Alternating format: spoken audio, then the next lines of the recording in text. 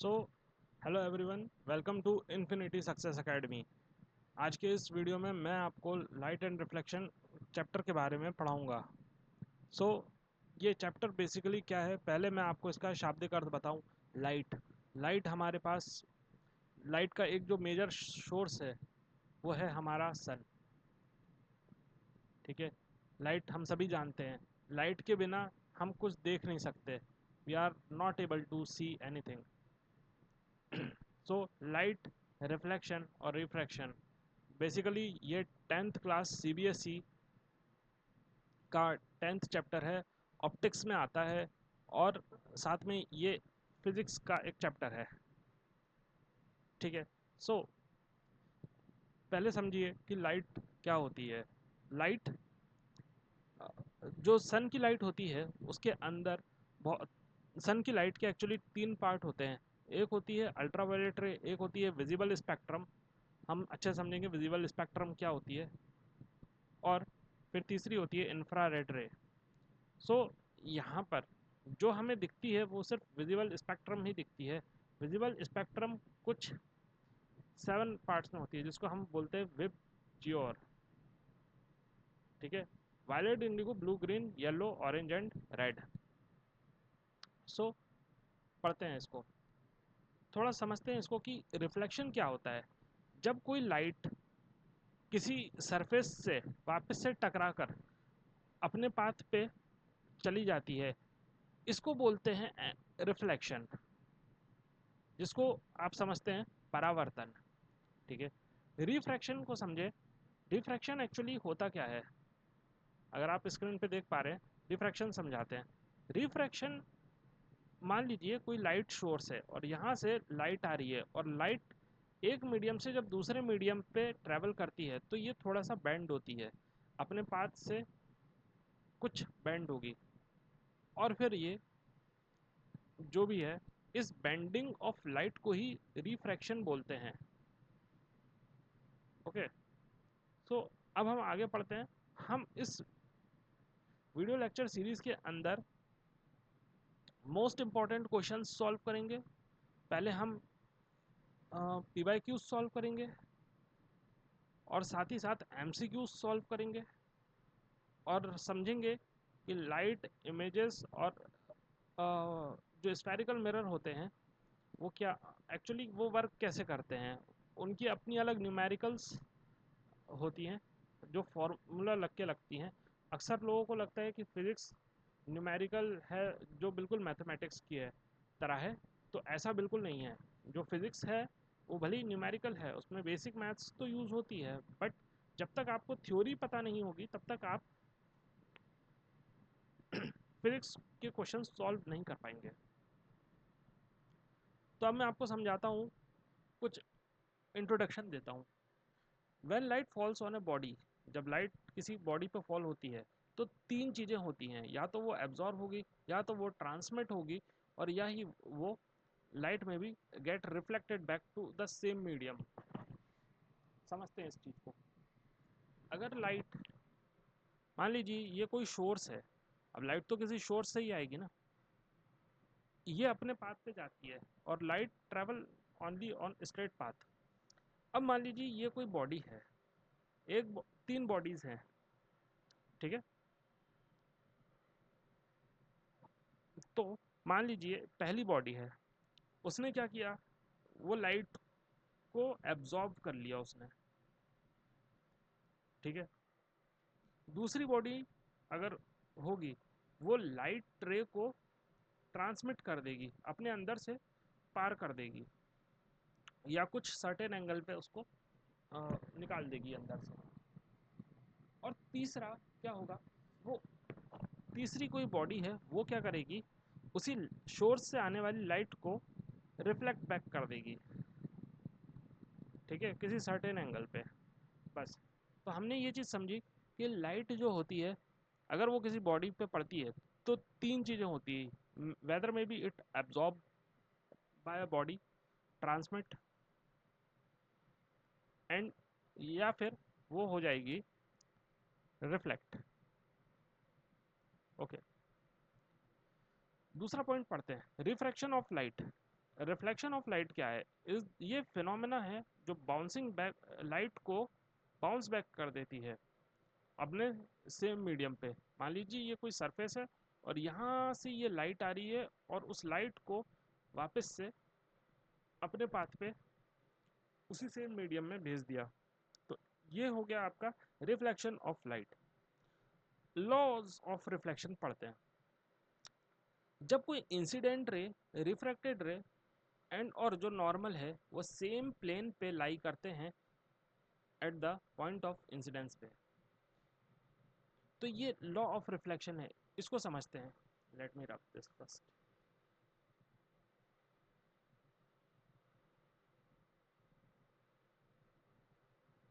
देखिए,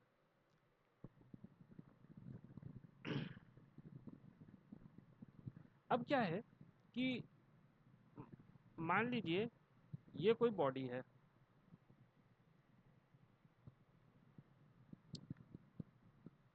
अ, अब ये कोई सरफेस है, ये लाइट आई, सोर्स है ना, ये देखिए ये सोर्स है, ये लाइट आई, ठीक है, इस सरफेस पे पड़ी और यहाँ से वो रिफ्लेक्ट बैक हो गई अपने सेम मीडियम पे। बीच में एक नॉर्मल रे है बस। तो सबसे पहला लॉ जो होता है लॉ ऑफ रिफ्लेक्शन का, वो यही होता है कि इंसिडेंट, नॉर्मल और रिफ्लेक्टेड तीनों लाई करती हैं सेम प्लेन पे। इंसिडेंट, इसको मैं लिख देता हूँ, incident, normal and reflected, all three are lie on same plane, ठीक है। Angle of incidence is equal to angle of reflection. देखिए, ये जो एंगल ऑफ इंसिडेंस यहाँ से नहीं नापेंगे, यहाँ से नापेंगे।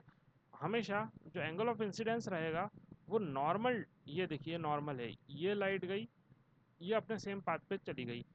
ये जो एंगल होगा, एंगल ऑफ इंसिडेंस, वही होगा ये एंगल ऑफ रिफ्रैक्शन, ठीक है। सो ये दूसरा लॉ है, लॉ ऑफ रिफ्लेक्शन का दूसरा लॉ है। तो पहला हमने ये पढ़ा कि जो इंसिडेंट, नॉर्मल और refracted all three are lie on same plane, और दूसरा जो लॉ है वो कहता है कि angle of incidence is equal to angle of refraction. तीसरे लॉ की तरफ बढ़ते हैं। अब यही है, देखिए रियल इमेज को पढ़ते हैं। रियल इमेज कब ऑब्टेन होती है? The real image is obtained when the ray of light after reflection और रिफ्रैक्शन, जब लाइट रिफ्लेक्ट या रिफ्रैक्ट होती है तभी कोई रियल इमेज बनती है। Actually meet at some point, it can be obtained on the screen और can be seen with the eye. जब आप रियल इमेज को आप अपनी आईज पे, आई से देख सकते हैं। वर्चुअल इमेज समझते हैं। वर्चुअल इमेज कब फॉर्म होती है? वर्चुअल इमेज फॉर्म तब होती है जब लाइट एक्चुअली मीट नहीं करती, मगर ऐसा लगता है कि वो मीट कर गई है, but appear to meet when produced backward, it cannot be obtained on the screen। हम चीज़ें देखने पे हमें नहीं दिखती। Image formed by the plane mirror. मान लीजिए ये प्लेन मिरर है और ये कोई ऑब्जेक्ट है और ये उसके पीछे बन रही इमेज है, ठीक है। सो ये जो आप देख रहे हैं ये है रे डायग्राम, ठीक है। लाइट का रे डायग्राम फिजिक्स के अंदर ये सबसे इम्पोर्टेंट होता है, ठीक। तो हम समझते हैं कि जो रे डायग्राम है वो प्लेन मिरर पे किस तरह काम कर रहा है।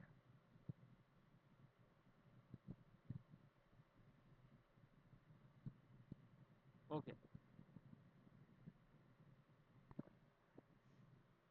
तो ये कोई ऑब्जेक्ट है, या ऑब्जेक्ट ए और बी, ये यहाँ से लाइट रे आई और ये वापस से टकरा कर चली गई।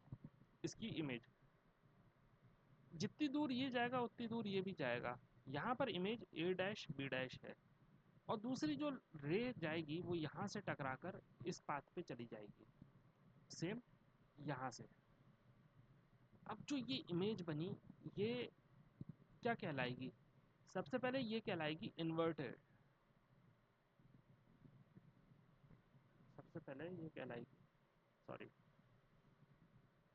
तो देखते हैं इस इमेज की जो कैरेक्टरिस्टिक्स होंगी वो क्या होंगी?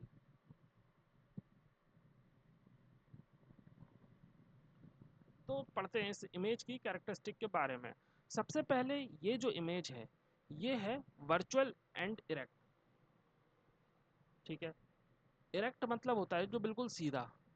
हम सब पढ़ेंगे वर्चुअल और इन्वर्टेड क्या होती है। इन्वर्टेड का मतलब होता है उल्टा। ठीक है, ये जो इमेज होगी ये कहलाएगी इन्वर्टेड।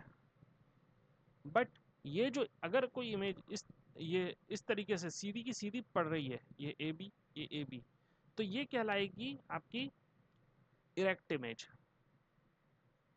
ठीक है, वर्चुअल जो स्क्रीन के पीछे पड़े, इरेक्ट जो बिल्कुल सीधी खड़ी हो, सेम ऑफ द साइज, जो इसका साइज है वही इसका साइज हो, ये ना तो मैग्नीफाइड हो ना डिमिनिश्ड हो। image is formed as far as behind the mirror as the object is in front of। जितनी दूरी पे ये ऑब्जेक्ट खड़ा है मिरर के उतनी ही दूरी पे इमेज भी बन रही है। और सबसे इम्पोर्टेंट चीज लेटरली इन्वर्टेड। लेटरली इन्वर्टेड आप अपने घर में भी देख सकते हैं कि जो इमेज होती है वो उल्टी दिखती है। अगर आप इस बी को देखें आईने के अंदर तो वो कुछ इस तरीके की दिखेगी। अगर आप सी को ऐसे देखें तो इमेज आपको सी की मिरर के पीछे ऐसे दिखेगी। अगर डी है तो मिरर के पीछे डी की इमेज ऐसी दिखेगी। ई है तो मिरर की में आपको इमेज ऐसी दिखेगी। सो तो यही होता है लैटरल इन्वर्जन। ठीक है, लैटरली इन्वर्टेड इमेज। तो लैटरल इन्वर्जन को अच्छे से समझते हैं। लैटरल इन्वर्जन जो होता है ये एक फिनोमेना होता है due to which the right side of the object appears as the left and the left side of the object appears as the right। the image is inverted sideways। तो image जो होती है inverted inverted जो रहती है वो vertically बनती है, मगर जो लेटरल इन्वर्जन होती है वो हमेशा हॉरिजॉन्टली बनती है। हॉरिजॉन्टल का मतलब होता है लेटा, वर्टिकल का मतलब होता है खड़ा। Horizontal, vertical. अगला पढ़ते हैं स्फेरिकल मिरर्स। देखिए इस पूरे चैप्टर के सबसे इम्पोर्टेंट जो तीन पार्ट हैं, पहला है प्लेन मिरर, दूसरा स्फेरिकल मिरर और तीसरा स्फेरिकल लेंस, और चौथा हो जाता है रिफ्रैक्शन। ठीक है, सो यहाँ पर ये चीज़ें हमें समझनी पड़ती हैं। हम one by one in parts को पढ़ेंगे, समझेंगे, और आने वाले लेक्चर सीरीज में हम इनको और अच्छे से सॉल्व करेंगे। तो नेक्स्ट पार्ट की तरफ चलते हैं। तो स्फेरिकल मिरर क्या होती है, जो जिसकी रिफ्रैक्टिव सरफेस होती है जो इनवर्ड होती है।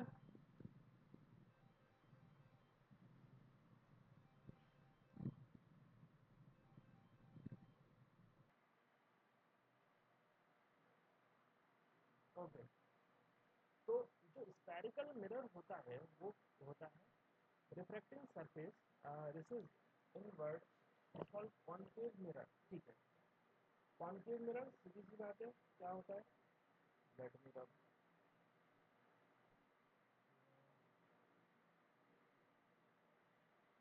सो स्फेरिकल मिरर, सो अब आगे पढ़ते हैं कि जो स्फेरिकल मिरर होता है वो एक्चुअली होता क्या है।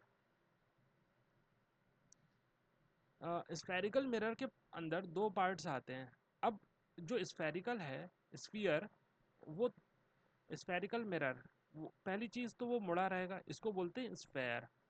अब इसको अगर आप दो पार्ट में काटें तो स्फीयर ऐसा भी होता है और स्फीयर ऐसा भी होता है। तो जो अंदर की तरफ मुड़ा रहता है उसको बोलते हैं कॉन केव मिरर। तो वो मिरर जो अंदर की तरफ मुड़ा हो। अब देखिए चूंकि ये मिरर है तो इसके पीछे शाइनिंग सरफेस होती है जिसको आप शो इस तरीके लाइन से करते हैं। देखिए, और जो इसका रूल है वो यही है कि लाइट हमेशा आपके लेफ्ट साइड से ही आएगी, ठीक है। तो जो आगे की तरफ मुड़ा हुआ है उसको बोलेंगे कॉन्वेक्स मिरर, और सेम यही चीज कॉनकेव, और ये पीछे की तरफ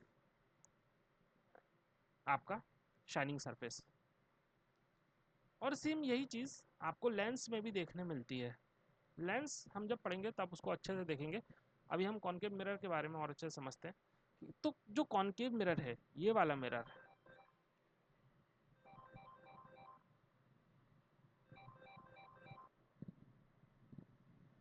तो अब आगे बढ़ते हैं।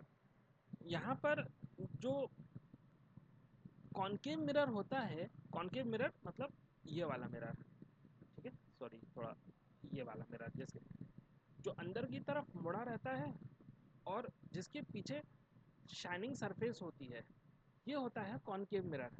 लाइट रे हमेशा ऐसे आती है।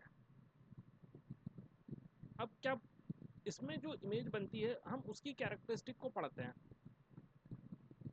तो जो कॉनकेव मिरर होता है mostly forms the real image, ये रियल इमेज बनाता है स्क्रीन पे। और जो कॉन्वेक्स मिरर होता है वो वर्चुअल इमेज बनाता है जो कि स्क्रीन पे नहीं पड़ सकती। अगला पढ़ते हैं, differentiate between plane mirror, concave mirror and convex mirror without touching them. सबसे पहला, if the image formed is erect of the same size equidistant of the object that is a plane mirror. तो जो plane mirror में image होती है वो बिल्कुल सीधी खड़ी होती है, सेम साइज की होती है, और जितनी दूरी पे ऑब्जेक्ट रखी हुई है उतनी ही दूरी पे इमेज भी मिलेगी। इसको बोलते हैं इक्वी डिस्टेंट, ठीक है। Equidistant of the object then it is a plane mirror. आपने बिना छुए इमेज से ये पता लगाना है कि वो कौन सा मिरर है। तो मिरर आपने पढ़ा plane mirror, convex mirror, concave mirror. तो अभी आप प्लेन मिरर की इमेज के बारे में आपने अच्छे से पढ़ा। इमेज फॉर्म्ड, अगर कोई ऑब्जेक्ट आपने एक मिरर के सामने रखा है और वो उस पर जो इमेज है वो अगर इरेक्ट है, इरेक्ट मतलब सीधी खड़ी हुई but smaller in size, image आपको स्मॉलर इन साइज मिलती है तो वो कहलाता है कॉन्वेक्स मिरर। और तीसरा, अगर आपको इमेज इरेक्ट मिले, रियल मिले और मैग्नीफाइड यानी कि उसकी ओरिजिनल साइज से बड़ी साइज मिले तो वो कहलाती है magnifies image. when the then the mirror is close to the object, or then it is a concave mirror। तो इसको ऐसी मिरर को जो इस तरह की इमेज बनाए, इरेक्ट, रियल, मैग्नीफाइड इमेज बनाए, उसको बोलते हैं कॉनकेव मिरर। फिर सोलर कंसंट्रेशन की बात करते हैं। तो जो सोलर कंसंट्रेशन होता है वो सबके लिए अपना अलग होता है। देखते हैं, सोलर कंसंट्रेटेड, सोलर कंसंट्रेटर, ठीक है, क्या होता है ये? Use huge concave mirror to focus large amount of solar energy obtained by producing the high temperature condition in the solar power plant। तो सोलर कंसंट्रेटर आपने इस तरह का देखा होगा। ये क्या करता है, यहाँ पे यहाँ से आता है, देखिए। तो जो सोलर कुकर होता है वो वहाँ पे कॉनकेव मिरर, किस तरह का स्फेरिकल मिरर यूज होता है, तो वो यूज होता है concave mirror, spherical mirror basically, ठीक है। horizontal line passing through the center of curvature and the pole of the spherical mirror is known as principal axis। देखिए, मान लीजिए ये है कॉनकेव मिरर, ठीक है, ये अंदर की तरफ मुड़ा है, ठीक है। तो एक जो लाइन है, आपको अच्छे से समझाता हूँ। जो स्फेरिकल मिरर है वो कुछ इस तरीके का होता है, या तो ऐसा होगा या ऐसा होगा। अब सेंटर ऑफ कर्वेचर एक्चुअली होता क्या है, इसी का पार्ट होता है। अगर आप इसी को एक स्फेयर बना दें और इसका जो सेंटर होगा, इस सेंटर को बोलेंगे सेंटर ऑफ कर्वेचर। और सेंटर ऑफ कर्वेचर का जो आधा, सेंटर ऑफ कर्वेचर से लेकर यहाँ तक का जो डिस्टेंस होगा वो कहलाएगा रेडियस। रेडियस का आधा कर दो तो कहलाएगा फोकस। और फोकस और जो रेडियस सरफेस को टच करेगी इसको बोलेंगे पोल। तो centre of curvature, focus, radius और पोल, ये तीनों लाई करेंगे एक लाइन में और इस लाइन को बोलेंगे प्रिंसिपल एक्सिस। समझ में आया? तो इसको बोलते हैं, तो radius of curvature, centre of curvature of a spherical mirror is the center of the hollow sphere of the glass which the spherical mirror is a part. It is represented as C, represented by C. Okay अगर आपको नहीं समझ में आया तो आप फिर से इस लेक्चर को देखिएगा, फिर से बैक करके देख सकते हैं आप इसको। अगला देखें, रेडियस ऑफ कर्वेचर क्या होता है। Radius of curvature of A spherical mirror is the radius of the hollow sphere. ये वही चीज़ है, सेंटर ऑफ कर्वेचर से लेके पोल तक का जो डिस्टेंस कहलाएगा वो रेडियस कहलाएगा। रेडियस का आधा फोकस कहलाएगा। ठीक है, which is a spherical mirror is a part and it is usually represented as R. Next point को अच्छे से समझते हैं। The diameter of the reflecting surface twice the radius is called aperture. समझते हैं इसे क्या होगा। Diameter of the reflecting surface, तो देखिए यहाँ रिफ्लेक्टिंग सरफेस कौन सा है।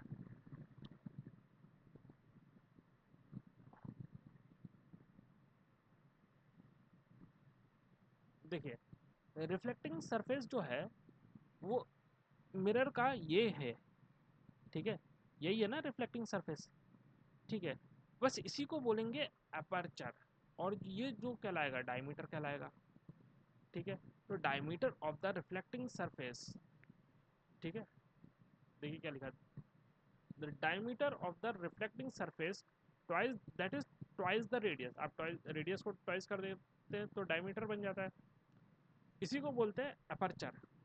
ये देखिए, तो जो रिफ्लेक्टिंग सरफेस का जो डायमीटर है यहाँ से यहाँ तक, ये कहलाता है अपर्चर। इसको ज़्यादा करके शो डिनोट करते हैं एम एन से। Radius of curvature is the 2 into focal length. हमने अभी पढ़ा जो रेडियस होता है वो 2 इंटू फोकल लेंथ होता है, या फिर जो फोकस होता है वो R/2 भी होता है। दोनों में से हमें अपनी सुविधा अनुसार यूज़ करना है। रूल्स ऑफ मेकिंग द रे डायग्राम होते हैं बाय कॉनकेव मिरर। देखिए कॉनकेव मिरर, सबसे पहला रूल क्या कहलाता है, a ray parallel to the principal axis will pass through the principal focus after reflection। तो रे कहलाती है ये वाली लाइंस, ये वाली लाइन, ये देखिए ये प्रिंसिपल एक्सिस है, ये रे कहलाती है। अब ये जो रे है ये पैरेलल है प्रिंसिपल एक्सिस के। ठीक है, ये है प्रिंसिपल एक्सिस, ये जो रे है ये पैरेलल जा रही है प्रिंसिपल एक्सिस के, ये पास करेगी प्रिंसिपल फोकस को। ठीक है, प्रिंसिपल फोकस ये होता है, प्रिंसिपल जो फोकस प्रिंसिपल पे हो इसको बोलेंगे प्रिंसिपल फोकस। आफ्टर रिफ्लेक्शन, इसको फिर से मैं बताता हूँ।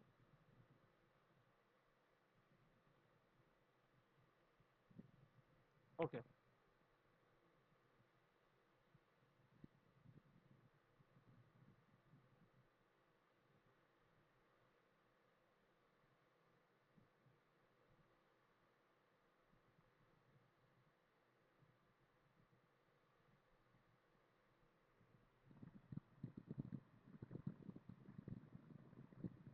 ठीक है, सो समझते हैं इसे कि ये कोई रिफ्लेक्टिंग सरफेस है। ठीक है, और लेट मी रब this first. Okay.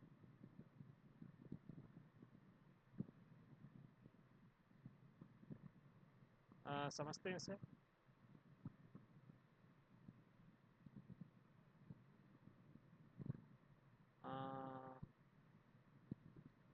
हाँ, ओके। तो मान लीजिए कि ये कोई रिफ्लेक्टिंग सरफेस है। अब इसको नाम देना है एम और एन से। इसको बोलेंगे, अब मैं इसको बोलूँगा अपर्चर।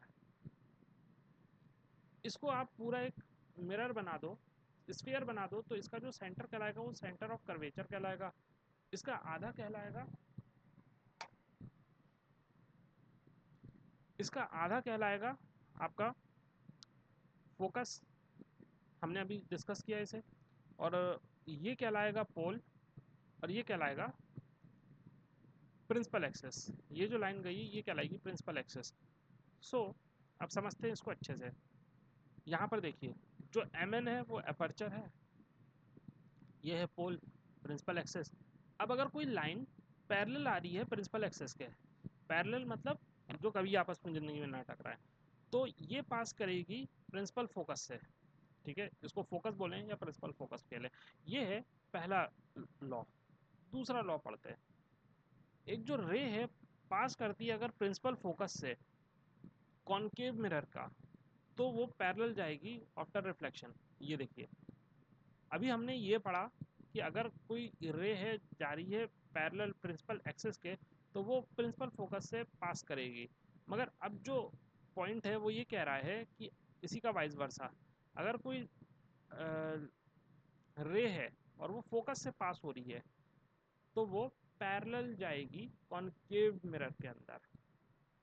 ये रहा सेकंड पॉइंट। थर्ड पॉइंट पढ़ते हैं। Ray of light passing through the centre of curvature of a concave mirror is reflected back along the same path as it is normally to the incident ray. देखिए, अभी तक हमने ये पढ़ा कि अगर कोई लाइट फोकस से टकराएगी तो वो पैरेलल जाएगी, मगर क्या हो, जब फोकस का डबल क्या होता है, centre of curvature. Centre of curvature से पास होने वाली जो लाइट है वो अपने ही पाथ पे वापस लौट जाएगी। ठीक है, तो ये है थर्ड लॉ। ये देखिए, ये है हमारा अपर्चर एम और एन, ये है प्रिंसिपल फोकस। ठीक है, ये है सेंटर ऑफ कर्वेचर, और ये सेंटर ऑफ कर्वेचर का आधा फोकस। तो ये जो है सेंटर ऑफ कर्वेचर से अगर कोई लाइट टकराएगी तो वो वापस से अपने उसी पाथ पे मुड़ जाएगी। ये था थर्ड लॉ। अब चौथा नियम पढ़ते हैं। अगर रे ऑफ लाइट ऑब्लिकली पास होती है प्रिंसिपल एक्सिस के कॉनकेव मिरर से, तो वो ऑब्लिकली ही एक एंगल बना करके, इक्वल एंगल बना करके उसी पाथ पे पहुंच जाएगी। यहाँ थोड़ा सा एंगल बिगड़ा हुआ है। Actually angle of i is equal to angle of r ही होता है। ये दोनों एंगल सेम है, थोड़ा सा ये प्रिंटिंग मिस्टेक है। ये देखिए, ये जिस एंगल पे आई उसी एंगल पे निकल जाएगी, और एंगल हम नापते हैं नॉर्मल से। तो ये मान लीजिए ये एंगल ऑफ इंसिडेंस है, और ये angle of refraction, angle of reflection है। तो ये दोनों सेम रहेंगी।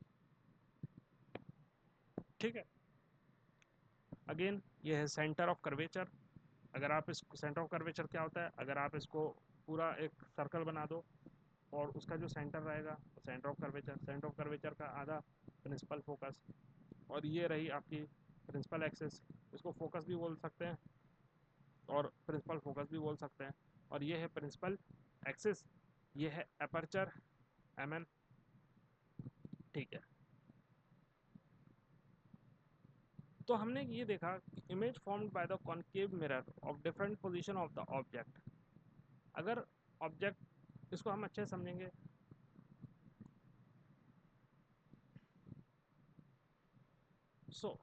अब हम पढ़ते हैं मिरर फॉर्मूला।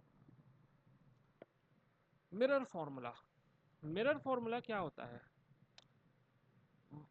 यू वी और f, 1/u plus 1/v is equal to 1/फोकस। u होता है आपका इमेज डिस्टेंस, देखिए ये है आपका प्रिंसिपल एक्सिस और ये है आपका मिरर रिफ्लेक्टिंग सरफेस, ठीक है, reflecting surface, principal axis, principal axis. अब यहाँ पर मान लीजिए कोई ऑब्जेक्ट रखी है और इमेज पड़ रही है यहाँ पे, तो इतनी की डिस्टेंस को बोलते हैं यू। तो जो और जो इमेज की डिस्टेंस है रिफ्लेक्टिंग सरफेस से, इसको बोलते हैं वी। और जो फोकस है, इसका जो कोई सेंटर होगा, सेंटर सेंटर का आधा हो जाएगा फोकस, फोकस इसको, इस डिस्टेंस को बोलेंगे फोकल लेंथ अगेन। सो यही होता है फॉर्मूला। फॉर्मूला कहता है 1 upon object distance plus 1 upon image distance is equal to 1 upon focal length. अब मैग्नीफिकेशन का फॉर्मूला देखें स्फेरिकल मिरर के अंदर। मैग्नीफिकेशन होता है जो height of the image, image की जो हाइट है और जो ऑब्जेक्ट की हाइट है, उनके रेशियो को बोलते हैं मैग्नीफिकेशन। और इसके अंतर्गत एक चीज़ और आती है, जिसको आपने बोला height of image upon height of object. यानी कि अब इसी से आपको इक्वेट करना है कि माइनस का साइन लगेगा, इमेज का डिस्टेंस अपॉन ऑब्जेक्ट का डिस्टेंस, ठीक है। एम जो है वो नेगेटिव है, इसका मतलब होता है इमेज इज रियल। हम अभी साइन कन्वेंशन भी पढ़ेंगे, मैं आपको अभी साइन कन्वेंशन बताऊंगा।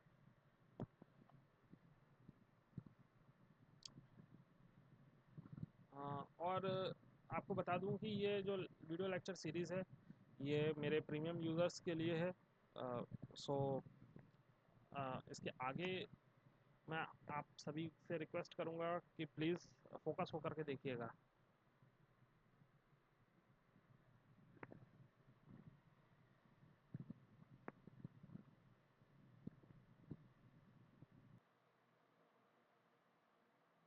तो इसके आगे हम अपनी वीडियो लेक्चर सीरीज़ कंटिन्यू रखेंगे।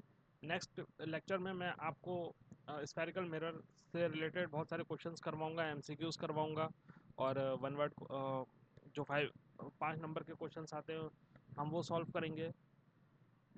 और आपको अगर ये पीडीएफ चाहिए तो आप मेरी ऐप, चैनल के डिस्क्रिप्शन पे ऐप है, ऐप की लिंक है, आप उसको डाउनलोड कर सकते हैं। और till then please do like share and subscribe my channel. Thank you so much.